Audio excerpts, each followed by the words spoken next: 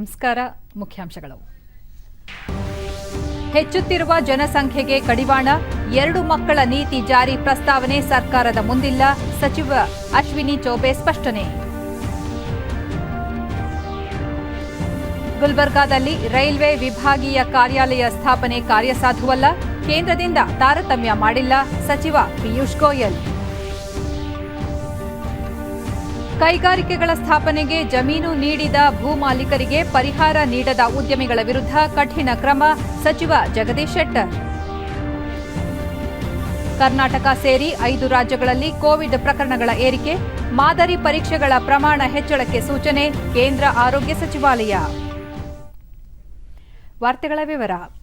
ದೇಶದಲ್ಲಿ ಹೆಚ್ಚುತ್ತಿರುವ ಜನಸಂಖ್ಯೆಗೆ ಕಡಿವಾಣ ಹಾಕಲು 2 ಮಕ್ಕಳ ನೀತಿಯನ್ನು ಜಾರಿಗೆ ತರುವ ಯಾವುದೇ ಪ್ರಸ್ತಾಪ ಪರಿಗಣನೆಯಲ್ಲಿ ಇಲ್ಲ ಎಂದು ಕೇಂದ್ರ ಸರ್ಕಾರ ಲೋಕಸಭೆಗಿಂದು ಸ್ಪಷ್ಟಪಡಿಸಿದೆ. ಆರೋಗ್ಯ ಖಾತೆ ರಾಜ್ಯ ಸಚಿವ ಅಶ್ವಿನಿ ಚೌಬೆ ಅವರು ಕೆಳಮನೆಯಲ್ಲಿಂದು ನೀಡಿದ ಲಿಖಿತ ಉತ್ತರದಲ್ಲಿ ಈ ವಿಷಯ ತಿಳಿಸಿದ್ದಾರೆ. ರಾಷ್ಟ್ರೀಯ ಕೌಟುಂಬಿಕ ಆರೋಗ್ಯ ಸಮೀಕ್ಷೆಯ ದತ್ತಾಂಶದ ರೀತ್ಯಾ ದೇಶದಲ್ಲಿ 2005-6ರಲ್ಲಿದ್ದ ಶೇಕಡಾ 2.7ರ ಸಂತಾನೋತ್ಪತ್ತಿಯ ಪ್ರಮಾಣ ದರ 2015-16ರ ಹೊತ್ತಿಗೆ ಶೇಕಡಾ 2.2ಕ್ಕೆ ಇಳಿಕೆಯಾಗಿದೆ ಎಂದು ತಿಳಿಸಿದ್ದಾರೆ. 28 ರಾಜ್ಯ ಮತ್ತು ಕೇಂದ್ರಾಡಳಿತ ಪ್ರದೇಶಗಳು ಶೇಕಡಾ 2.1 ಅಥವಾ ಅದಕ್ಕಿಂತ ಕಡಿಮೆ ಸಂತಾನೋತ್ಪತ್ತಿ ಮಟ್ಟವನ್ನು ತಲುಪುವ ಸಾಧನೆ ಮಾಡಿವೆ ಎಂದು ಸಚಿವರು ತಿಳಿಸಿದ್ದಾರೆ. Madam, thank you. ಕೇಂದ್ರ ಗಣಿ ಮತ್ತು ಕಲ್ಲಿದ್ದಲು ಖಾತೆ ಸಚಿವ ಪ್ರಹ್ಲಾದ್ ಜೋಶಿ ಅವರಿಂದು ಲೋಕಸಭೆಯಲ್ಲಿ ಗಣಿ ಮತ್ತು ಖನಿಜ ಅಭಿವೃದ್ಧಿ ಮತ್ತು ನಿಯಂತ್ರಣ ತಿದ್ದುಪಡಿ ವಿಧೇಯಕ 2021 ಮಂಡಿಸಿದರು. ಚರ್ಚೆಯ ಬಳಿಕ ಸದನ ಮಸೂದೆಗೆ ಅಂಗೀಕಾರ ನೀಡಿತು.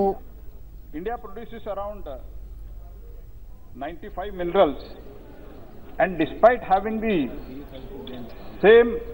same geological mineral potential, हमारा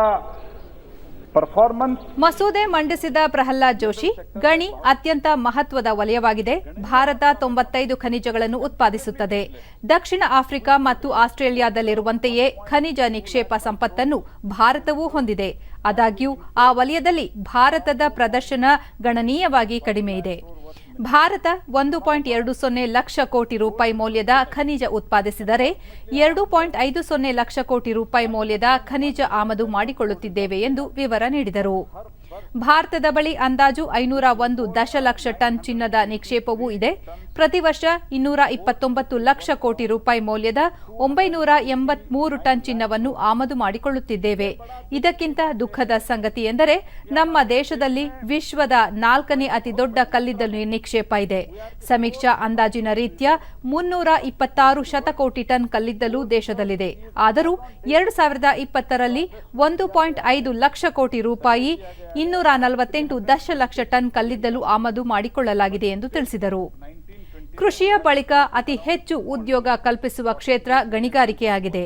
ಈ ಹಿನ್ನೆಲೆಯಲ್ಲಿ ಆತ್ಮನಿರ್ಭರತೆ ಸಾಧಿಸಲು ಈ ತಿದ್ದುಪಡಿ ಮಸೂದೆ ಮಂಡಿಸಲಾಗುತ್ತಿದೆ ಎಂದು ತಿಳಿಸಿದರು. Country's natural resources will continue. Scams days are over in 2015 only. Now it is only the days of prospering. I appeal to you, kindly pass it unanimously. Dhanyawad. ಸದನದಲ್ಲಿ ಮಸೂದೆಯ ಮೇಲೆ ಚರ್ಚೆ ನಡೆದ ಬಳಿಕ ಉತ್ತರ ನೀಡಿದ ಪ್ರಹ್ಲಾದ್ ಜೋಶಿ, ನಮ್ಮಲ್ಲೇ ಅಪಾರ ಪ್ರಮಾಣದ ನಿಕ್ಷೇಪ ಇರುವಾಗ ರಫ್ತು ಮಾಡಿಕೊಳ್ಳುವುದರಲ್ಲಿ ಅರ್ಥ ಇದೆಯೇ ಎಂದು ಪ್ರಶ್ನಿಸಿದ ಅವರು, ಇದರ ಸಂಪೂರ್ಣ ಆದಾಯ ರಾಜ್ಯ ಸರ್ಕಾರಕ್ಕೆ ಹೋಗುತ್ತದೆ ಎಂದು ಸ್ಪಷ್ಟಪಡಿಸಿದರು. ಬಳಿಕ ಮಸೂದೆಗೆ ಧ್ವನಿ ಮತದ ಅನುಮೋದನೆ ನೀಡಲಾಯಿತು. ಕೊರೋನಾ ಸೋಂಕು ಮತ್ತೆ ದೇಶದ ಕೆಲವೆಡೆ ಹರಡುತ್ತಿರುವ ಹಿನ್ನೆಲೆಯಲ್ಲಿ ಎಲ್ಲಾ ಸಂಸತ್ ಸದಸ್ಯರು ಹೆಚ್ಚು ಜಾಗರೂಕರಾಗಿರಬೇಕು ಮತ್ತು ಕೋವಿಡ್ ಶಿಷ್ಟಾಚಾರವನ್ನು ಕಟ್ಟುನಿಟ್ಟಾಗಿ ಪಾಲನೆ ಮಾಡಬೇಕು ಎಂದು ಸಭಾಪತಿ ಎಂ ವೆಂಕಯ್ಯ ನಾಯ್ಡು ರಾಜ್ಯಸಭೆಯಲ್ಲಿಂದು ಮನವಿ ಮಾಡಿದ್ದಾರೆ. ಜನಪ್ರತಿನಿಧಿಗಳು ಪ್ರತ್ಯೇಕವಾಗಿ ಇರಲು ಸಾಧ್ಯವಿಲ್ಲ. ಜನರನ್ನು ಭೇಟಿ ಮಾಡುವಾಗ ತಮ್ಮ ಕ್ಷೇತ್ರಗಳಿಗೆ ಭೇಟಿ ನೀಡಿದಾಗ ಎಚ್ಚರಿಕೆಯಿಂದ ಇರಬೇಕು. ಕೇಂದ್ರ ಆರೋಗ್ಯ ಸಚಿವಾಲಯ ಮತ್ತು ಗೃಹ ವ್ಯವಹಾರಗಳ ಸಚಿವಾಲಯ ಹಾಗೂ ಆಯಾ ರಾಜ್ಯಗಳು ಕಾಲಕಾಲಕ್ಕೆ ಹೊರಡಿಸುವ ಕೋವಿಡ್ ಮಾರ್ಗಸೂಚಿಗಳನ್ನು ಪಾಲಿಸಬೇಕು ಎಂದು ಸಲಹೆ ನೀಡಿದರು. ಸಂಸತ್ ಸದಸ್ಯರು ಈ ಮಾರ್ಗಸೂಚಿಗಳನ್ನು ಪಾಲಿಸುವುದರೊಂದಿಗೆ ತಮ್ಮ ಕ್ಷೇತ್ರದ ಜನತೆಗೂ ಮಾರ್ಗದರ್ಶನ ಮಾಡಬೇಕು. ತಮ್ಮ ಕ್ಷೇತ್ರದಲ್ಲಿ ನಿಯಮಾವಳಿ, ಮಾರ್ಗಸೂಚಿ ಪಾಲನೆಯಾಗುತ್ತಿರುವುದನ್ನು ಖಾತ್ರಿಪಡಿಸಿಕೊಳ್ಳಬೇಕು ಎಂದು ಮನವಿ ಮಾಡಿದರು. ಕೊರೋನಾ ತೀವ್ರತೆ ಕಡಿಮೆಯಾಗಿದೆ, ಆದರೆ ಪ್ರಕರಣಗಳ ಸಂಖ್ಯೆ ಹೆಚ್ಚಳವಾಗುತ್ತಿದೆ. ಇದು ಕಳವಳದ ವಿಚಾರವಾಗಿದೆ. ಪರಿಸ್ಥಿತಿ ಕೈಮೀರದಂತೆ ಮುನ್ನೆಚ್ಚರಿಕೆ ವಹಿಸುವುದು ಎಲ್ಲರ ಜವಾಬ್ದಾರಿಯಾಗಿದ್ದು, ಕಟ್ಟುನಿಟ್ಟಾಗಿ ಮಾರ್ಗಸೂಚಿಗಳ ಪಾಲನೆ ಅತಿ ಮುಖ್ಯವಾಗಿದೆ ಎಂದು ಹೇಳಿದರು. ಲಸಿಕೆ ಅಭಿಯಾನ ದೇಶದಲ್ಲಿ ಆರಂಭವಾಗಿದ್ದು, ಎಲ್ಲ ಅರ್ಹ ಸದಸ್ಯರು ಮತ್ತು ಅವರ ಕುಟುಂಬ ವರ್ಗದವರು ಲಸಿಕೆ ಪಡೆಯಬೇಕು. ಎಲ್ಲ ಅರ್ಹ ನಾಗರಿಕರು ಲಸಿಕೆ ಪಡೆಯುವಂತೆ ಪ್ರೋತ್ಸಾಹಿಸಬೇಕು ಎಂದರು. Given by the Health Ministry and Home Ministry, Central Government, as well as the guidelines issued by the state governments concerned from time to time, and see to it that they are implemented. Not only my appeal is to you, but also to the people in general. The members of the Parliament, they should take interest to see that the people are guided properly. One of the reasons, as we are seeing, though the severity has come down, but the cases are spreading here and there, is that the people in those respective areas are not following the amount of discipline. This is a very, very important aspect. We should not allow the situation to deteriorate. We are all happy, the world is happy, country is happy, people are happy, we are able to contain it. And then we are hoping that we will be able to totally succeed. Meanwhile, these reports are coming. So please take care to see that you follow guidelines. And secondly, see to it and guide people that they also follow the guidelines issued by central and state government from time to time. Announced 8 years back. ಗುಲ್ಬರ್ಗಾದಲ್ಲಿ railway ವಿಭಾಗೀಯ ಮುಖ್ಯ ಕಾರ್ಯಾಲಯ ಸ್ಥಾಪನೆಯ ಕುರಿತಂತೆ 8 ವರ್ಷಗಳ ಹಿಂದೆ 2014ರ ಬಜೆಟ್ನಲ್ಲಿ ಪ್ರಕಟಿಸಲಾಗಿತ್ತು. ಈ ಬಾರಿ ಕಲ್ಯಾಣ ಕರ್ನಾಟಕ ಪ್ರದೇಶದ 5 ಬಿಜೆಪಿ ಸಂಸದರನ್ನು ಆಯ್ಕೆ ಮಾಡಿದ್ದರೂ ಈ ಯೋಜನೆಯ ಬಗ್ಗೆ ಸರ್ಕಾರ ನಿರ್ಲಕ್ಷ್ಯ ತೋರುತ್ತಿದೆ ಎಂದು ಕಾಂಗ್ರೆಸ್ ಸದಸ್ಯ ಜಿಸಿ ಚಂದ್ರಶೇಖರ್ ರಾಜ್ಯಸಭೆಯಲ್ಲಿಂದು ಅಸಮಾಧಾನ ವ್ಯಕ್ತಪಡಿಸಿದರು. ಇದಕ್ಕೆ ಉತ್ತರಿಸಿದ ರೈಲ್ವೆ ಸಚಿವ ಪಿಯೂಷ್ ಗೋಯಲ್, ನರೇಂದ್ರ ಮೋದಿ ನೇತೃತ್ವದ ಈ ಸರ್ಕಾರ 135 ಕೋಟಿ ಜನರ ಸರ್ಕಾರವಾಗಿದ್ದು, ಯಾವುದೇ ರಾಜ್ಯದ ಜೊತೆ ತಾರತಮ್ಯ ಮಾಡುವುದಿಲ್ಲ. ಎಲ್ಲಾ ರಾಜ್ಯದ ಹಿತಕ್ಕಾಗಿ ಶ್ರಮಿಸಲಾಗುತ್ತಿದೆ ಎಂದು ತಿರುಗೇಟು ನೀಡಿದರು. ಸೂಕ್ತ ಅಧ್ಯಯನ ಇಲ್ಲದೆ ಚುನಾವಣೆಗೆ ಮುನ್ನ ಗುಲ್ಬರ್ಗಾ ವಿಭಾಗೀಯ ಕಚೇರಿಯ ಪ್ರಕಟಣೆ ಮಾಡಲಾಗಿತ್ತು.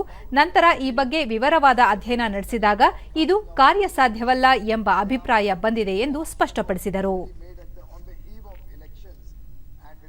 Adequate study, it was necessary to have a study conducted. A very detailed study was conducted and it was found to be unfeasible. Thank you. Second study ಮಧ್ಯಪ್ರವೇಶಿಸಿದ ಪ್ರತಿಪಕ್ಷ ನಾಯಕ ಮಲ್ಲಿಕಾರ್ಜುನ ಖರ್ಗೆ, ಅಧ್ಯಯನ ನಡೆಸಿದ ನಂತರವೇ ಗುಲ್ಬರ್ಗಾ ವಿಭಾಗ ಸ್ಥಾಪನೆ ಕುರಿತು ಪ್ರಕಟಿಸಲಾಗಿತ್ತು. ಅಂದು ರೈಲ್ವೆ ಮಂಡಳಿ ಅಧ್ಯಕ್ಷರಾಗಿದ್ದ ಮಿತ್ತಲ್, ಗುಲ್ಬರ್ಗಾದಲ್ಲಿ ಉಪವಿಭಾಗ ರಚಿಸುವುದು ಸೂಕ್ತ ಮತ್ತು ಕಾರ್ಯಸಾಧ್ಯ ಎಂದು ತಿಳಿಸಿದ್ದರು. 3 ವಲಯದಲ್ಲಿ ಹಂಚಿ ಹೋಗಿರುವ ಗುಲ್ಬರ್ಗಾವನ್ನು ಒಂದು ಕಡೆ ತರಲು ಇಲ್ಲಿ ಕೇಂದ್ರ ಕಾರ್ಯಾಲಯ ಮಾಡಲು ಜಾಗವನ್ನು ನೀಡಲಾಗಿತ್ತು. ವಿಭಾಗ ಸ್ಥಾಪನೆಗೆ ಸರ್ಕಾರ ಅಗತ್ಯ ಕ್ರಮ ಕೈಗೊಳ್ಳಬೇಕು ಎಂದು ಒತ್ತಾಯಿಸಿದರು.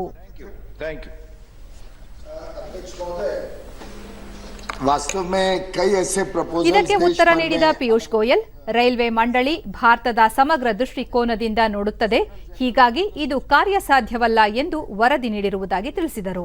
ಜಿಮ್ಮೆದಾರಿ है कि वो उसके ऊपर पूरी होलिस्टिक व्यू ले, ऑल इंडिया पर्सपेक्टिव से व्यू ले. आखिर जोनल जनरल मैनेजर एक जोन के जीएम थे. गुलबर्गा डिवीजन जैसे माननीय एलओपी खुद कह रहे हैं वो 3 अलग अलग डिविजन्स को रिपोर्ट करता था. तो पूरी चीज को चारों दिशाओं में क्या इम्पैक्ट होगा ये सब स्टडी करने की दायित्व रेलवे बोर्ड का रहता है. उन्होंने कमिटी ऑफ एग्जीक्यूटिव डायरेक्टर्स, जहां तक मुझे ध्यान है, या एसएजी ऑफिसर्स की कमिटी बिठा के इसको स्टडी किया. इसके साथ साथ कई और प्रपोजल्स थे देश में और मैं समझता हूं इस प्रकार का ರಾಜ್ಯದಲ್ಲಿ 10 ಲಕ್ಷ ರೂಪಾಯಿ ಒಳಗೆ ಮನೆ ಕಟ್ಟುವ ಬಡವರಿಗೆ ಉಚಿತವಾಗಿ ಮರಳು ಒದಗಿಸಲು ಹೊಸ ನೀತಿಯನ್ನು ಶೀಘ್ರ ಜಾರಿಗೆ ತರುವುದಾಗಿ ಗಣಿ ಮತ್ತು ಭೂವಿಜ್ಞಾನ ಸಚಿವ ಮುರುಗೇಶ್ ನಿರಾಣಿ ವಿಧಾನಸಭೆಯಲ್ಲಿಂದು ತಿಳಿಸಿದ್ದಾರೆ. ಪ್ರಶ್ನೋತ್ತರ ಅವಧಿಯಲ್ಲಿ ಪ್ರತಿಪಕ್ಷಗಳ ಪ್ರಶ್ನೆಗೆ ಉತ್ತರಿಸಿದ ಅವರು, ಹೊಸ ಮರಳು ನೀತಿಗೆ ಸರ್ಕಾರ ಚಿಂತಿಸಿದ್ದು, ಶೀಘ್ರ ರಾಜ್ಯಾದ್ಯಂತ ಕಡಿಮೆ ದರದಲ್ಲಿ ಮರಳು ದೊರೆಯುವಂತೆ ಮಾಡಲು ಕ್ರಮ ಕೈಗೊಳ್ಳಲಾಗುತ್ತಿದೆ ಎಂದರು. ಕರೆದು ಒಂದು ಮೀಟಿಂಗ್ ಮಾಡಿ ಇಂಥದ್ದು ಯಾವುದೇ ಅಧಿಕಾರಿಗಳ ಮೇಲೆ ತಪ್ಪು ಮಾಡಿದಂಥವ್ರ ಮೇಲೆ ಕಠಿಣ ಕ್ರಮಗಳನ್ನು ನಾವು ಕೈಗೊಳ್ತಾ ಇದ್ದೀವಿ. ಈಗಾಗಲೇ ಇಬ್ಬರು ಹಿರಿಯ ಅಧಿಕಾರಿಗಳು ಇದರಲ್ಲಿ ಶಾಮೀಲಾಗಿರುವಂಥವ್ರನ್ನ ಸಹಿತ ನಾವು ಸಸ್ಪೆಂಡ್ ಮಾಡಿದ್ದೀವಿ. ಈ ಮುಂದೆ ಈ ಭಾಗದಲ್ಲಿ ಯಾವುದೇ ರೀತಿಯಿಂದ ಈ ರೀತಿ ಅನ್ಯಾಯ ಆಗಲಾರದಂತೆ ನಮ್ಮ ಇಲಾಖೆ ನೋಡ್ಕೊತಾ ಇದೆ. ಸಮಸ್ಯೆ ಇರುವಂಥದ್ದು ನಿಜ. ಬಡವರಿಗೆ ಕಡಿಮೆ ರೇಟ್ದಲ್ಲಿ ಮರಳು ಸಿಗಬೇಕು ಅನ್ನುವಂಥ ನಿಟ್ಟಿನಲ್ಲಿ ಅವ್ರಿಗೆ ಒಂದು ಹೊಸ ಫ್ರೀ ಸ್ಟ್ಯಾಂಡ್ ಪಾಲಿಸಿ ಅನ್ನುವಂಥದ್ದನ್ನು ನಮ್ಮ ಸರ್ಕಾರ ತರಬೇಕು ಅನ್ನೋಂಥದ್ದು ಚಿಂತನೆಯಲ್ಲಿದೆ. ಯಾವ ರೀತಿ ಫ್ರೀ ಸ್ಟ್ಯಾಂಡ್ ಪಾಲಿಸಿ ಅನ್ನುವಂಥದ್ದಾದರೆ ಅಪ್ ಟು 10 ಲಕ್ಷ ರೂಪಾಯಿಗೆ ಕಟ್ಟುವಂಥ ಮನೆ, ಆಸ್ತಿ ಮನೆ ಇರ್ಬೋದು, ಅತ್ಯಂತ ಕಡುಬಡವರು ಕಟ್ಟುವಂಥದ್ದು ಅಥವಾ ಬಿದ್ದು ಹೋಗಿರುವಂಥ ಮನೆಯನ್ನು ಮತ್ತೆ ವಾಪಸ್ ಕಟ್ಟುವಂಥದ್ದು, ಆ ಎಲ್ಲ ಮನೆಗಳಿಗೆ ಅತ್ಯಂತ ಕಡಿಮೆ ದರದಲ್ಲಿ 100 ರಿಂದ 200 ರೂಪಾಯಿ ಪರ್ ಟನ್ಗೆ ಬರುವಂಥದ್ದನ್ನು ಆ ಯಾವ ವ್ಯಾಪ್ತಿಯಲ್ಲಿ ಆ ಮನೆಗಳು ಬರ್ತಾ ಇದೆ, ಅದು ಗ್ರಾಮ ಪಂಚಾಯತಿ ಇರ್ಬೋದು, ಅಪ್ ಟು ನಗರಸಭೆಯಲ್ಲಿ ಇರುವಂಥದ್ದು ಇರ್ಬೋದು, ಅವರೆಲ್ಲರಿಗೂ ಅತ್ಯಂತ ಕಡಿಮೆ ಬೆಲೆಯಲ್ಲಿ ಒಳ್ಳೆ ಕ್ವಾಲಿಟಿಯ ಉಸ್ಕನ್ನು ಕೊಡಬೇಕನ್ನುವಂಥದ್ದನ್ನು ನಾವು ಚಿಂತನೆ ಮಾಡ್ತಾ ಇದ್ದೀವಿ. ಒಂದು ಹೊಸ ನ್ಯೂ ಫ್ರೀ ಸ್ಟ್ಯಾಂಡ್ ಪಾಲಿಸಿ ಥರ ಒನ್ ಆಫ್ ದಿ ಕಂಡೀಷನ್ ಇರ್ತದೆ. ಈ ವೇಳೆ ಬೃಹತ್ ಮತ್ತು ಮಧ್ಯಮ ಕೈಗಾರಿಕೆ ಸಚಿವ ಜಗದೀಶ್ ಶೆಟ್ಟರ್ ಕೋಲಾರದ ಕೆಜಿಎಫ್ನಲ್ಲಿ ಕೈಗಾರಿಕಾ ಹಬ್ ಸ್ಥಾಪನೆಗೆ ಸರ್ಕಾರ ಯೋಚಿಸಿದೆ ಎಂದು ಮಾಹಿತಿ ನೀಡಿದರು. ಇದಕ್ಕೂ ಮುನ್ನ ಅವರು ರಾಜ್ಯದ ವಿವಿಧೆಡೆ ಕೈಗಾರಿಕೆಗಳ ಸ್ಥಾಪನೆಗೆ ಸ್ವಾಧೀನಪಡಿಸಿಕೊಂಡ ಜಮೀನುದಾರರಿಗೆ ಸಮರ್ಪಕ ಪರಿಹಾರ ದೊರೆಯುತ್ತಿಲ್ಲ ಎಂಬ ಪ್ರತಿಪಕ್ಷಗಳ ಸದಸ್ಯರ ಆರೋಪಕ್ಕೆ ಪ್ರತಿಕ್ರಿಯಿಸಿ, ಮೂಲ ಭೂ ಮಾಲೀಕರಿಗೆ ಉದ್ಯೋಗ ಕಲ್ಪಿಸಲು ಒಪ್ಪಂದದಲ್ಲಿ ಸೂಚಿಸಲಾಗಿದೆ. ಒಂದು ವೇಳೆ ಕೈಗಾರಿಕೆಗಳು ನಿಯಮವನ್ನು ಉಲ್ಲಂಘಿಸಿದ್ದಲ್ಲಿ ಅಂತಹವರ ವಿರುದ್ಧ ಕಠಿಣ ಕ್ರಮ ಕೈಗೊಳ್ಳಲಾಗುವುದು ಎಂದು ತಿಳಿಸಿದರು. ಇನ್ನೊಂದಿಷ್ಟು ಜನ ಉಳಿದಿದ್ದಾರೆ, ಅವರಿಗೂ ಕೊಡುವಂತ ಕೆಲಸ ಮಾಡ್ತೀವಿ. ಹೀಗಾಗಿ ಇವತ್ತು ಎಲ್ಲೆಲ್ಲಿ ನಮ್ಮ ಗಮನಕ್ಕೆ ಬಂದದ ಮತ್ತೊಂದು ಈ ಕಂಡೀಷನ್ ಹಾಕಿದ್ದೇವೆ, ಅದನ್ನು ವೈಲೇಷನ್ ಮಾಡಿದ್ರೆ ಸ್ಟ್ರಿಕ್ಟ್ ಆಗಿ ಆಕ್ಷನ್ ತಗೊಂತೀವಿ. ಹೀಗಾಗಿ ಮತ್ತು ಏನು ಈಗ ಲ್ಯಾಂಡ್ ಡೆವಲಪ್ ಮಾಡ್ತಾ ಇದ್ದೇವೆ, ಆಲ್ಮೋಸ್ಟ್ ಈಗ ನಿಮ್ಮ ಕ್ಷೇತ್ರದಲ್ಲಿ ಮೋರ್ ದೆನ್ 50% ಹೆಚ್ಚಿನ ರೀತಿಯಲ್ಲಿ 1852 ಎಕರೆದಲ್ಲಿ ಈಗಾಗಲೇ 1072 ಎಕರೆ ಹಂಚಿಕೆ ಮಾಡಿಬಿಟ್ಟಿದ್ದೇವೆ. ಹೀಗಾಗಿ ಹಂಚಿಕೆ ಒಂದು ಮೊದಲ ಹಂತದಲ್ಲಿ, ಎರಡನೇ ಹಂತದಲ್ಲಿ ಇದು ಹಂಚಿಕೆ ಮಾಡ್ಕೊಂಡು ಹೋಗ್ತೇವೆ. ಆದಷ್ಟು ಬೇಗನೆ ಎಲ್ಲವನ್ನೂ ಡೆವಲಪ್ ಮಾಡುವಂಥ ಕೆಲಸ ಮಾಡಿ ಇಂಡಸ್ಟ್ರಿ ಬರಲಿಕ್ಕೆ ಏನು ಪ್ರಯತ್ನ ಮಾಡಬೇಕು ಅದು ಮಾಡ್ತೀವಿ. ಮತ್ತು ಭೂಮಿ ಕಳ್ಕೊಂಡಂಥವ್ರಿಗೆ ಉದ್ಯೋಗ ಕೊಡುವಂಥ ಕೆಲಸವನ್ನು ನಾವು ಮಾಡ್ತೀವಿ. 90% ಕೆಲಸ. ಕಾರ್ಮಿಕ ಸಚಿವ ಶಿವರಾಂ ಹೆಬ್ಬಾರ್ ವಸತಿ ನಿಲಯ ಸ್ಥಾಪನೆಗೆ ಏಕರೂಪ ನೀತಿ ಜಾರಿಗೊಳಿಸಲು ಸರ್ಕಾರ ಚಿಂತಿಸಿದೆ ಎಂದು ಸದನಕ್ಕೆ ಮಾಹಿತಿ ನೀಡಿದರು. 15.78 ಕೋಟಿ ರೂಪಾಯಿ ಉಳಿತಾಯ ಆಗಿತ್ತು. ಆ ಉಳಿತಾಯ ಅಂತ ಒಳಚರಂಡಿ ಹಣವನ್ನು ಇದಕ್ಕೆ ದೊರಕಿಸ್ಕೊಳ್ಳೋದಕ್ಕೆ ಕಾನೂನಲ್ಲಿ ಅವಕಾಶ ಇಲ್ಲ. ಇದಕ್ಕೆ ಆರ್ಥಿಕ ಇಲಾಖೆ ಸಮ್ಮತಿ ಕೇಳಿದ್ದಾರೆ. ಈ ಯುವಿ ಬೇಕಾಗತಕ್ಕಂಥದ್ದು 1.7 ಕಿಲೋಮೀಟರ್ ಉದ್ದದ 2.29 ಎಕರೆ ಭೂಮಿಯನ್ನು ಭೂಸ್ವಾಧೀನ ಮಾಡಿಕೊಳ್ಳಲಿಕ್ಕೆ 9.62 ಕೋಟಿ ರೂಪಾಯಿ ಹಣದ ಅವಶ್ಯಕತೆ ಇದೆ. ಅದಕ್ಕೆ ಈ ಪರ್ಮಿಷನ್ ತೆಗೆದುಕೊಳ್ಳೋದಕ್ಕೆ ಈಗಾಗಲೇ ಮಂತ್ರಿಗಳು ಕೂಡ ಆರ್ಥಿಕ ಇಲಾಖೆ ಜೊತೆ ಚರ್ಚೆ ಮಾಡಿದ್ದೀನಿ ಅಂತ ಹೇಳಿದ್ದಾರೆ. ನಂತರ ಕಲಾಪವನ್ನು ಸೋಮವಾರಕ್ಕೆ ಮುಂದೂಡಲಾಯಿತು. ರಾಜ್ಯದ 700ಕ್ಕೂ ಹೆಚ್ಚು ನರ್ಸಿಂಗ್ ಮತ್ತು ಪ್ಯಾರಾಮೆಡಿಕಲ್ ಕಾಲೇಜುಗಳಲ್ಲಿ ಮೂಲಭೂತ ಸೌಕರ್ಯಗಳ ಕೊರತೆ ಮತ್ತು ಅವ್ಯವಹಾರ ಸೇರಿದಂತೆ ವಿವಿಧ ವಿಷಯಗಳ ಕುರಿತು ಸದನ ಸಮಿತಿ ಮೂಲಕ ತನಿಖೆ ನಡೆಸಬೇಕು ಎಂಬ ಜೆಡಿಎಸ್ ಸದಸ್ಯರ ಆಗ್ರಹಕ್ಕೆ ಸರ್ಕಾರ ಮಣಿಯದ ಹಿನ್ನೆಲೆಯಲ್ಲಿ ವಿಧಾನ ಪರಿಷತ್ ಕಲಾಪವನ್ನು ಕೆಲಕಾಲ ಮುಂದೂಡಲಾಯಿತು. ಬೆಳಗ್ಗೆ ಸದನ ಆರಂಭವಾಗುತ್ತಿದ್ದಂತೆ ಜೆಡಿಎಸ್ ಸದಸ್ಯ ಶ್ರೀಕಂಠೇಗೌಡ ವಿದ್ಯಾರ್ಥಿಗಳ ಭವಿಷ್ಯ ಹಾಗೂ ರಾಜ್ಯದ ಜನರ ಹಿತದೃಷ್ಟಿಯಿಂದ ನರ್ಸಿಂಗ್ ಕಾಲೇಜುಗಳ ಅವ್ಯವಹಾರ ಕುರಿತು ಸದನ ಸಮಿತಿ ಮೂಲಕ ತನಿಖೆ ನಡೆಸಲು ಆಡಳಿತ ಪಕ್ಷ ಕ್ರಮ ಕೈಗೊಳ್ಳಬೇಕು.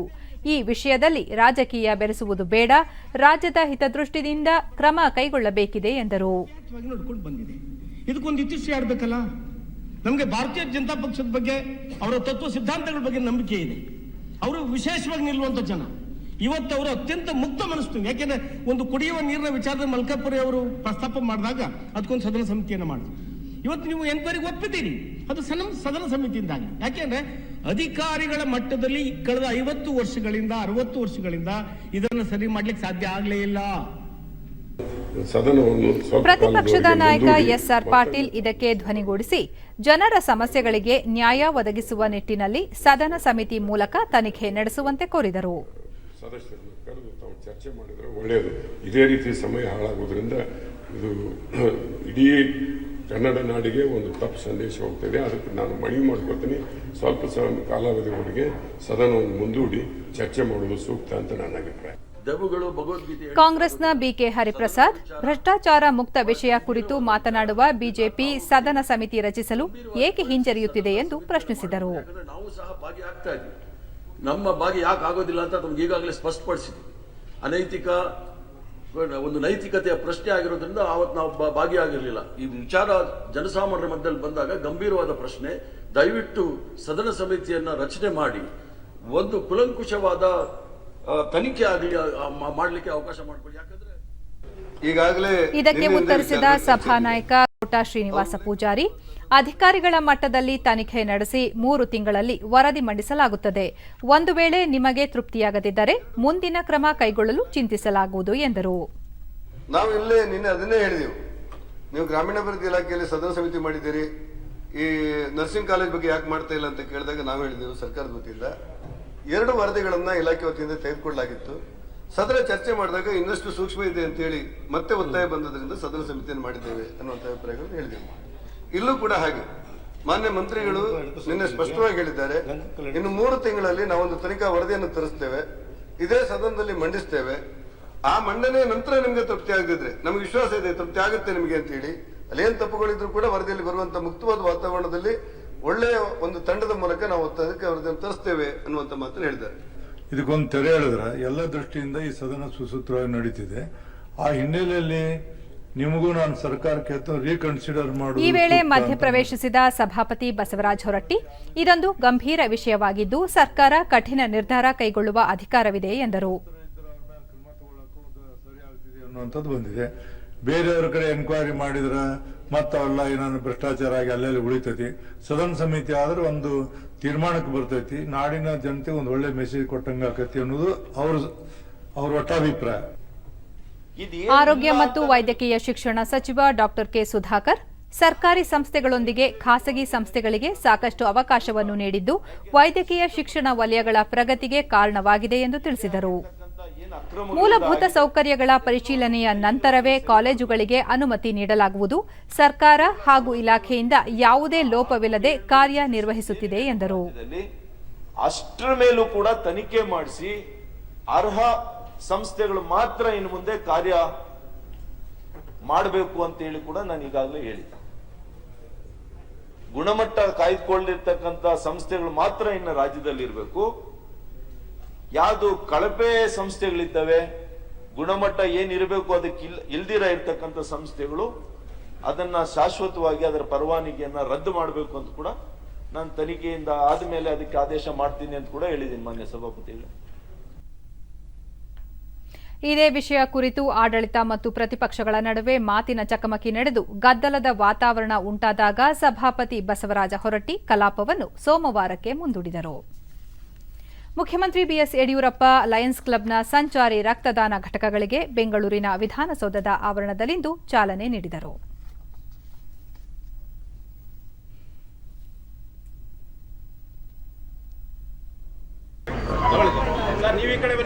ಕಾರ್ಯಕ್ರಮದಲ್ಲಿ ಆರೋಗ್ಯ ಮತ್ತು ಕುಟುಂಬ ಕಲ್ಯಾಣ ಹಾಗೂ ವೈದ್ಯಕೀಯ ಶಿಕ್ಷಣ ಸಚಿವ ಡಾಕ್ಟರ್ ಕೆ ಸುಧಾಕರ್ ಹಾಗೂ ಲಯನ್ಸ್ ಕ್ಲಬ್ನ ಮುಖ್ಯ ಅಧಿಕಾರಿಗಳು ಉಪಸ್ಥಿತರಿದ್ದರು. ಬಳಿಕ ಬಿಎಸ್ ಯಡಿಯೂರಪ್ಪ, ಆರೋಗ್ಯ ವಲಯ ಸದೃಢಗೊಳಿಸಲು ಸಾರ್ವಜನಿಕ ಸೇವಾ ಸಂಸ್ಥೆಗಳು ಅಪಾರ ಕೊಡುಗೆಯನ್ನು ನೀಡುತ್ತಿವೆ. ರಾಜ್ಯದಲ್ಲಿ 43 ಸರ್ಕಾರಿ, 187 ಖಾಸಗಿ ರಕ್ತ ಘಟಕಗಳಿದ್ದು ಸಾರ್ವಜನಿಕರ ಸೇವೆಗೆ ಮುಂದಾಗಿವೆ ಎಂದರು. ಆರೋಗ್ಯವಂತ ಪುರುಷರು ಪ್ರತಿ 4 ತಿಂಗಳಿಗೊಮ್ಮೆ ಮತ್ತು ಮಹಿಳೆಯರು ಪ್ರತಿ 3 ತಿಂಗಳಿಗೂ ರಕ್ತದಾನ ಮಾಡಬಹುದಾಗಿದೆ. ಅಗತ್ಯವಿರುವವರಿಗೆ ತುರ್ತು ಸಂದರ್ಭದಲ್ಲಿ ಸುರಕ್ಷಿತ ರಕ್ತ ಒದಗಿಸುವ ಉದ್ದೇಶದಿಂದ ರಾಜ್ಯದಲ್ಲಿ ಒಟ್ಟು 230 ರಕ್ತನಿಧಿ ಕೇಂದ್ರಗಳು ಇದ್ದಾವೆ. ಈ ಪೈಕಿ 43 ಸರ್ಕಾರಿ ರಕ್ತನಿಧಿ ಕೇಂದ್ರಗಳಿದ್ದು 187 ಖಾಸಗಿ ರಕ್ತನಿಧಿ ಕೇಂದ್ರಗಳಿದ್ದಾವೆ. ರಕ್ತದಾನ ಮಾಡಲು ಮಹಿಳೆಯರು ಹೆಚ್ಚಿನ ಸಂಖ್ಯೆಯಲ್ಲಿ ಮುಂದಾಗಿ ರಕ್ತದ ಕೊರತೆ ನೀಗಿಸಲು ಸಹಕರಿಸಬೇಕು. ಡಾಕ್ಟರ್ ಕೆ ಸುಧಾಕರ್, ಕೊರೋನಾ ಕಾರಣದಿಂದ ರಕ್ತದಾನ ಕಡಿಮೆಯಾಗಿದ್ದು ದೇಶದಲ್ಲಿ 4 ಕೋಟಿ ಯೂನಿಟ್ ಕೊರತೆಯುಂಟಾಗಿದೆ. ಸಾರ್ವಜನಿಕರು ರಕ್ತದಾನಕ್ಕೆ ಮುಂದಾಗಬೇಕು ಎಂದರು. ಉಳಿಸುವಂತಹ ಸಾಧನ ಆಗಿದೆ. ಇವತ್ತು ವಿಶ್ವ ಆರೋಗ್ಯ ಸಂಸ್ಥೆಯವರು ಹೇಳಿದ್ದಾರೆ 4 ಕೋಟಿ ಯೂನಿಟ್ಸ್ ಅಷ್ಟು ಇವತ್ತು ನಮ್ಮ ದೇಶದಲ್ಲಿ ರಕ್ತ ಕೊರತೆ ಆಗಿದೆ. ನಮ್ಮ ದೇಶದಲ್ಲಿ ಇರ್ತಕ್ಕಂಥ 1% ಜನ ಕೂಡ ರಕ್ತದಾನ ಮಾಡಿದರೆ ಈ 4 ಕೋಟಿಗಿನ್ನ ಕೂಡ ಹೆಚ್ಚು ನಾವು ಇವತ್ತು ಇದು ರಕ್ತವನ್ನ ಕೊಡ್ಲಿಕ್ಕೆ ಸಾಧ್ಯ ಆಗ್ತದೆ. ಕೊರತೆಯನ್ನ ನೀಗಿಸುವಂತ ಕೆಲಸ ಆಗ್ತದೆ. ಪಶ್ಚಿಮ ಬಂಗಾಳ ವಿಧಾನಸಭಾ ಚುನಾವಣೆಯ 3ನೇ ಹಂತಕ್ಕೆ ಇಂದು ನಾಮಪತ್ರ ಸಲ್ಲಿಸಲು ಕೊನೆಯ ದಿನವಾಗಿದೆ. 3ನೇ ಹಂತಕ್ಕೆ ನಿನ್ನೆವರೆಗೆ 78 ನಾಮಪತ್ರಗಳು ಸಲ್ಲಿಕೆಯಾಗಿದೆ. 3 ಜಿಲ್ಲೆಗಳ 31 ಕ್ಷೇತ್ರಗಳಿಗೆ ಏಪ್ರಿಲ್ 6ರಂದು ಚುನಾವಣೆ ನಡೆಯಲಿದೆ. ಇದೇ 27ರಂದು ನಡೆಯಲಿರುವ ಮೊದಲ ಹಂತದಲ್ಲಿ 30 ಕ್ಷೇತ್ರಗಳಿಗೆ ಚುನಾವಣೆ ನಡೆಯಲಿದ್ದು ಒಟ್ಟು 191 ಅಭ್ಯರ್ಥಿಗಳು ಕಣದಲ್ಲಿದ್ದಾರೆ. ಏಪ್ರಿಲ್ 1ರಂದು ನಡೆಯಲಿರುವ ಎರಡನೇ ಹಂತದ ಮತದಾನದಲ್ಲಿ 30 ಕ್ಷೇತ್ರಗಳಿಗೆ 172 ಅಭ್ಯರ್ಥಿಗಳು ಸ್ಪರ್ಧಿಸಿದ್ದಾರೆ ಎಂದು ರಾಜ್ಯ ಹೆಚ್ಚುವರಿ ಮುಖ್ಯ ಚುನಾವಣಾಧಿಕಾರಿ ಸಂಜಯ್ ಬಸು ತಿಳಿಸಿದ್ದಾರೆ. ಈ ಮಧ್ಯೆ ಪಶ್ಚಿಮ ಬಂಗಾಳ ವಿಧಾನಸಭಾ ಚುನಾವಣೆಗೆ ಬಿಜೆಪಿ ನಿನ್ನೆ 148 ಅಭ್ಯರ್ಥಿಗಳ ಪಟ್ಟಿ ಬಿಡುಗಡೆ ಮಾಡಿದೆ. ಪಕ್ಷದ ಪ್ರಧಾನ ಕಾರ್ಯದರ್ಶಿ ಅರುಣ್ ಸಿಂಗ್ ಹಾಲಿ ಮತ್ತು ಮಾಜಿ ಸಂಸದರು, ಶಾಸಕರು ಚುನಾವಣೆಯಲ್ಲಿ ಸ್ಪರ್ಧಿಸಲಿದ್ದಾರೆ ಎಂದು ತಿಳಿಸಿದರು. ಮಾಜಿ ಕೇಂದ್ರ ಸಚಿವ ಮತ್ತು ಪಕ್ಷದ ಉಪಾಧ್ಯಕ್ಷ ಮುಕುಲ್ ರಾಯ್ ಕೃಷ್ಣನಗರ ಕ್ಷೇತ್ರದಿಂದ ಹಾಗೂ ರಾಜ್ಯ ಬಿಜೆಪಿ ಮಾಜಿ ಅಧ್ಯಕ್ಷ ರಾಹುಲ್ ಸಿನ್ಹಾ ಹಬ್ರಾ ಕ್ಷೇತ್ರದಿಂದ ಕಣಕ್ಕಿಳಿಯಲಿದ್ದಾರೆ. ಪುದುಚೇರಿ ವಿಧಾನಸಭಾ ಚುನಾವಣೆಗೆ ಇದೇ 24ರಂದು ಬಿಜೆಪಿ ಚುನಾವಣಾ ಪ್ರಣಾಳಿಕೆಯನ್ನು ಬಿಡುಗಡೆ ಮಾಡಲಿದೆ. ಪುದುಚೇರಿ ಬಿಜೆಪಿ ಮುಖ್ಯಸ್ಥ ವಿ ಸ್ವಾಮಿನಾಥನ್, ಕೇಂದ್ರ ಹಣಕಾಸು ಸಚಿವೆ ನಿರ್ಮಲಾ ಸೀತಾರಾಮನ್ ಇದೇ 24ರಂದು ಪಕ್ಷದ ಚುನಾವಣಾ ಪ್ರಣಾಳಿಕೆಯನ್ನು ಬಿಡುಗಡೆ ಮಾಡಲಿದ್ದಾರೆ ಎಂದು ತಿಳಿಸಿದ್ದಾರೆ. ಪ್ರಧಾನಿ ನರೇಂದ್ರ ಮೋದಿ ಮತ್ತು ಗೃಹ ಸಚಿವ ಅಮಿತ್ ಶಾ ಪುದುಚೇರಿಯಲ್ಲಿ ಚುನಾವಣಾ ಪ್ರಚಾರ ನಡೆಸಲಿದ್ದಾರೆ ಎಂದು ಇದೇ ವೇಳೆ ತಿಳಿಸಿದ್ದಾರೆ. ಪುದುಚೇರಿ ವಿಧಾನಸಭಾ ಚುನಾವಣೆಗೆ ಮಂಗಳವಾರ 9 ಅಭ್ಯರ್ಥಿಗಳ ಪಟ್ಟಿಯನ್ನು ಬಿಜೆಪಿ ಬಿಡುಗಡೆ ಮಾಡಿತ್ತು. ಏಪ್ರಿಲ್ 6ರಂದು ಪುದುಚೇರಿಯ 30 ವಿಧಾನಸಭಾ ಕ್ಷೇತ್ರಗಳಿಗೆ ಚುನಾವಣೆ ನಡೆಯಲಿದೆ. अपना नामांकन दाखिल किया। वहीं भाजपा उम्मीदवार और फिल्म अभिनेत्री खुशबू सुंदर ने तमिलनाडु के 1000 लाइट्स निर्वाचन क्षेत्र से अपना नामांकन दाखिल किया। बात एक और चुनावी राज्य केरल की करें तो यहाँ भी राजनीतिक दलों ने अपने चुनावी प्रचार को धार देना शुरू। ಮಹಾರಾಷ್ಟ್ರ, ಪಂಜಾಬ್, ಕರ್ನಾಟಕ, ಗುಜರಾತ್ ಮತ್ತು ಛತ್ತೀಸ್ಗಢ ರಾಜ್ಯಗಳಲ್ಲಿ ಹೊಸ ಕೋವಿಡ್ ಪ್ರಕರಣಗಳ ಸಂಖ್ಯೆಯಲ್ಲಿ ಹೆಚ್ಚಳ ದಾಖಲಾಗುತ್ತಿದೆ ಎಂದು ಕೇಂದ್ರ ಆರೋಗ್ಯ ಮತ್ತು ಕುಟುಂಬ ಕಲ್ಯಾಣ ಸಚಿವಾಲಯ ತಿಳಿಸಿದೆ. ಮಹಾರಾಷ್ಟ್ರ ರಾಜ್ಯವೊಂದರಲ್ಲೇ 25,833 ಹೊಸ ಪ್ರಕರಣ ವರದಿಯಾಗಿದ್ದರೆ ಪಂಜಾಬ್ನಲ್ಲಿ 2,369, ಕೇರಳದಲ್ಲಿ 1,899 ಪ್ರಕರಣ ವರದಿಯಾಗಿದೆ ಎಂದು ತಿಳಿಸಿದೆ. ದೈನಿಕ ಕೋವಿಡ್ ಪ್ರಕರಣಗಳು ಮತ್ತು ಸಕ್ರಿಯ ಪ್ರಕರಣಗಳಲ್ಲಿ ಹೆಚ್ಚಳ ಆಗುತ್ತಿರುವ ರಾಜ್ಯಗಳೊಂದಿಗೆ ಕೇಂದ್ರ ಸರ್ಕಾರ ಸತತ ಸಂಪರ್ಕದಲ್ಲಿದ್ದು ಸೋಂಕು ತಡೆ ಕ್ರಮಗಳಿಗೆ ಸಹಕರಿಸುತ್ತಿದೆ ಎಂದು ಹೇಳಿದೆ. ರಾಜ್ಯಗಳು ಮತ್ತು ಕೇಂದ್ರಾಡಳಿತ ಪ್ರದೇಶಗಳಿಗೆ ಪರೀಕ್ಷೆ ಇಳಿಮುಖವಾಗಿರುವ ಜಿಲ್ಲೆಗಳಲ್ಲಿ ಕೊರೋನಾ ಮಾದರಿ ಪರೀಕ್ಷೆಯನ್ನು ಹೆಚ್ಚಳ ಮಾಡುವಂತೆ ಸೂಚಿಸಲಾಗಿದೆ ಎಂದು ಸಚಿವಾಲಯ ಹೇಳಿದೆ. ಕೋವಿಡ್-19 ಸೋಂಕು ನಿಯಂತ್ರಣ ಮತ್ತು ಕಂಟೈನ್ಮೆಂಟ್ ಕ್ರಮಗಳಿಗೆ ಸಹಕಾರ ನೀಡಲು ಇತ್ತೀಚೆಗೆ ಮಹಾರಾಷ್ಟ್ರ ಮತ್ತು ಪಂಜಾಬ್ಗೆ ಕೇಂದ್ರ ಸರ್ಕಾರ ಉನ್ನತ ಮಟ್ಟದ ಸಾರ್ವಜನಿಕ ಆರೋಗ್ಯ ತಂಡಗಳನ್ನು ನಿಯುಕ್ತಿಗೊಳಿಸಿತ್ತು ಎಂದು ಹೇಳಿದೆ. ಈ ಹಿಂದೆ ಕೇಂದ್ರ ಸರ್ಕಾರ ಕೋವಿಡ್ ಪ್ರಕರಣಗಳು ಹೆಚ್ಚಳವಾಗಿದ್ದ ಮಹಾರಾಷ್ಟ್ರ, ಕೇರಳ, ಛತ್ತೀಸ್ಗಢ, ಮಧ್ಯಪ್ರದೇಶ, ಗುಜರಾತ್, ಪಂಜಾಬ್, ಕರ್ನಾಟಕ, ತಮಿಳುನಾಡು, ಪಶ್ಚಿಮ ಬಂಗಾಳ ಹಾಗೂ ಜಮ್ಮು ಮತ್ತು ಕಾಶ್ಮೀರಕ್ಕೆ ಉನ್ನತ ಮಟ್ಟದ ಆರೋಗ್ಯ ತಂಡವನ್ನು ಕಳುಹಿಸಿತ್ತು.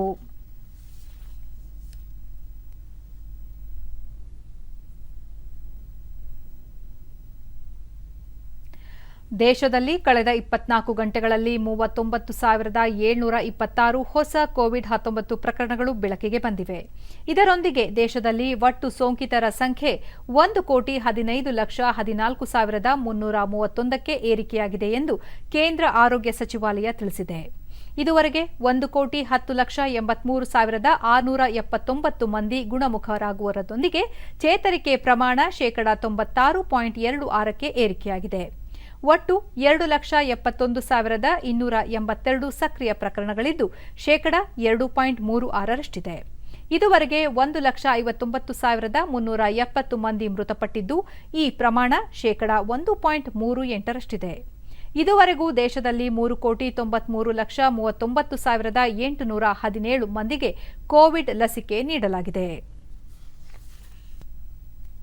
ದೇಶದಲ್ಲಿ ಕೊರೋನಾ ಸೋಂಕಿತ ಪರೀಕ್ಷಾ ಸಾಮರ್ಥ್ಯದಲ್ಲಿ ನಿರಂತರವಾಗಿ ಹೆಚ್ಚಳ ಮಾಡಲಾಗಿದೆ. ಇದುವರೆಗೆ ಒಟ್ಟು 23,13,70,546 ಮಂದಿಯ ಮಾದರಿಗಳನ್ನು ಪರೀಕ್ಷಿಸಲಾಗಿದೆ ಎಂದು ಭಾರತೀಯ ವೈದ್ಯಕೀಯ ಸಂಶೋಧನಾ ಮಂಡಳಿ ಐಸಿಎಂಆರ್ ತಿಳಿಸಿದೆ. ನಿನ್ನೆ ಒಂದೇ ದಿನ ಒಟ್ಟು 10,57,383 ಮಂದಿಗೆ ಕೊರೋನಾ ಮಾದರಿ ಪರೀಕ್ಷೆ ಮಾಡಲಾಗಿದೆ ಎಂದು ಐಸಿಎಂಆರ್ ಹೇಳಿದೆ.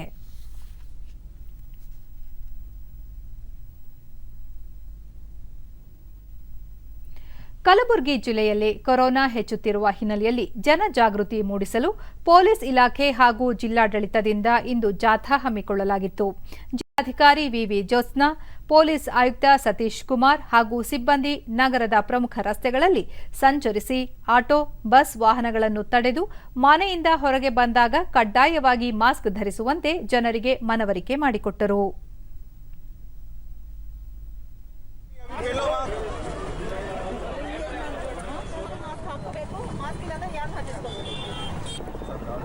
ನಂತರ ಜಿಲ್ಲಾಧಿಕಾರಿ ವಿವಿ ಜ್ಯೋತ್ಸ್ನಾ, ಮಹಾರಾಷ್ಟ್ರದಿಂದ ಕಲಬುರಗಿ ಜಿಲ್ಲೆಗೆ ಬರುವ ಪ್ರತಿಯೊಬ್ಬರು ಕೋವಿಡ್-19 ಪರೀಕ್ಷೆಗೊಳಪಟ್ಟು ಅದರ ವರದಿ ತರುವುದು ಕಡ್ಡಾಯ.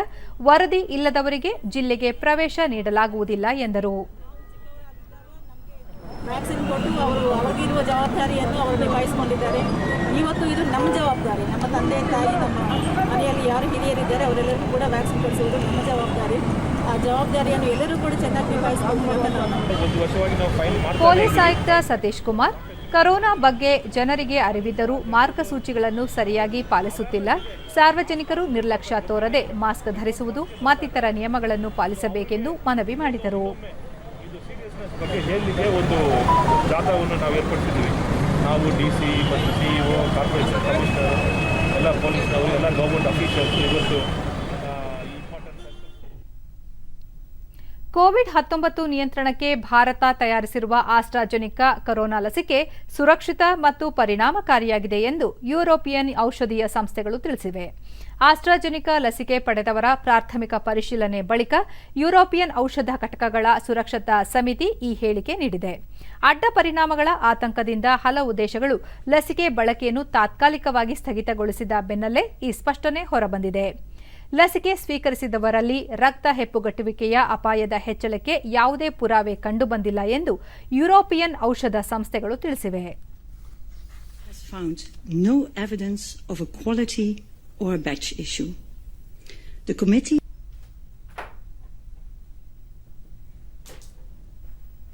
ಮಹಾಮಾರಿ ಕೋವಿಡ್-19 ಮತ್ತೆ ಉಲ್ಬಣಗೊಳ್ಳುತ್ತಿರುವ ಹಿನ್ನೆಲೆಯಲ್ಲಿ ಫ್ರಾನ್ಸ್ನ ಕೆಲವು ಪ್ರದೇಶಗಳಲ್ಲಿ ಮತ್ತೆ ಲಾಕ್ಡೌನ್ ವಿಧಿಸಲಾಗಿದೆ. ಪ್ಯಾರಿಸ್ ಮತ್ತು ನೈಸ್ ಪ್ರದೇಶ ಸೇರಿದಂತೆ ಕೊರೋನಾ ಸೋಂಕು ಹೆಚ್ಚುತ್ತಿರುವ ದೇಶದ 16 ಪ್ರದೇಶಗಳಲ್ಲಿ 1 ತಿಂಗಳ ಕಾಲ ಸುದೀರ್ಘ ಲಾಕ್ಡೌನ್ ಹೇರಲಾಗಿದೆ ಎಂದು ಫ್ರಾನ್ಸ್ ಪ್ರಧಾನಿ ಜೀನ್ ಕ್ಯಾಸ್ಟೆಕ್ಸ್ ಹೇಳಿದ್ದಾರೆ.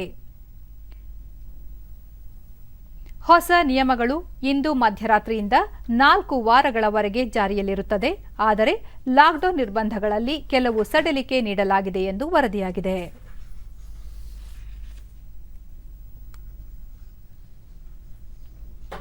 ಟರ್ಕಿಯ ಇಸ್ತಾಂಬುಲ್ನಲ್ಲಿ ನಡೆಯುತ್ತಿರುವ ಬೋಸ್ಬೋರಸ್ ಬಾಕ್ಸಿಂಗ್ ಟೂರ್ನಿಯಲ್ಲಿ ಭಾರತದ ನಿಖತ್ ಝರೀನ್ ಮಹಿಳೆಯರ 51 ಕೆಜಿ ವಿಭಾಗದಲ್ಲಿ ಹಾಲಿ ವಿಶ್ವ ಚಾಂಪಿಯನ್ ಪಲ್ಶಿನಾ ಎಕಟೆರಿನಾಗೆ ಆಘಾತ ನೀಡಿ ಕ್ವಾರ್ಟರ್ ಫೈನಲ್ಸ್ ಪ್ರವೇಶಿಸಿದ್ದಾರೆ.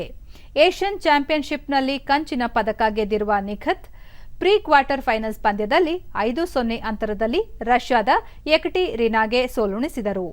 ಭಾರತೀಯ ಬಾಕ್ಸರ್ ಮುಂದಿನ ಸುತ್ತಿನಲ್ಲಿ 2 ಬಾರಿ ವಿಶ್ವ ಚಾಂಪಿಯನ್ ಕಜಕಿಸ್ತಾನದ ಕೈಸೈಬೇ ನಸೀಮ್ ವಿರುದ್ಧ ಹೋರಾಟ ನಡೆಸಲಿದ್ದಾರೆ. ಕೊನೆಯಲ್ಲಿ ಮತ್ತೊಮ್ಮೆ ಮುಖ್ಯಾಂಶಗಳು. ಹೆಚ್ಚುತ್ತಿರುವ ಜನಸಂಖ್ಯೆಗೆ ಕಡಿವಾಣ, 2 ಮಕ್ಕಳ ನೀತಿ ಜಾರಿ ಪ್ರಸ್ತಾವನೆ ಸರ್ಕಾರದ ಮುಂದಿಲ್ಲ, ಸಚಿವ ಅಶ್ವಿನಿ ಚೌಬೆ ಸ್ಪಷ್ಟನೆ. ಗುಲ್ಬರ್ಗಾದಲ್ಲಿ ರೈಲ್ವೆ ವಿಭಾಗೀಯ ಕಾರ್ಯಾಲಯ ಸ್ಥಾಪನೆ ಕಾರ್ಯಸಾಧುವಲ್ಲ, ಕೇಂದ್ರದಿಂದ ತಾರತಮ್ಯ ಮಾಡಿಲ್ಲ, ಸಚಿವ ಪಿಯೂಷ್ ಗೋಯಲ್. ಕೈಗಾರಿಕೆಗಳ ಸ್ಥಾಪನೆಗೆ ಜಮೀನು ನೀಡಿದ ಭೂ ಮಾಲೀಕರಿಗೆ ಪರಿಹಾರ ನೀಡದ ಉದ್ಯಮಿಗಳ ವಿರುದ್ಧ ಕಠಿಣ ಕ್ರಮ, ಸಚಿವ ಜಗದೀಶ್ ಶೆಟ್ಟರ್. ಕರ್ನಾಟಕ ಸೇರಿ 5 ರಾಜ್ಯಗಳಲ್ಲಿ ಕೋವಿಡ್ ಪ್ರಕರಣಗಳ ಏರಿಕೆ, ಮಾದರಿ ಪರೀಕ್ಷೆಗಳ ಪ್ರಮಾಣ ಹೆಚ್ಚಳಕ್ಕೆ ಸೂಚನೆ, ಕೇಂದ್ರ ಆರೋಗ್ಯ ಸಚಿವಾಲಯ. ವೀಕ್ಷಕರೇ ಗಮನಿಸಿ, ನಮ್ಮ ವಾರ್ತಾ ಪ್ರಸಾರವನ್ನು ನೀವು ಡಿಡಿ ಚಂದನ ನ್ಯೂಸ್ ಯೂಟ್ಯೂಬ್ ಚಾನೆಲ್ನಲ್ಲೂ ವೀಕ್ಷಿಸಬಹುದು. ನಮ್ಮ ಮುಂದಿನ ವಾರ್ತಾ ಪ್ರಸಾರ ಸಂಜೆ 7 ಗಂಟೆಗೆ. ನಮಸ್ಕಾರ.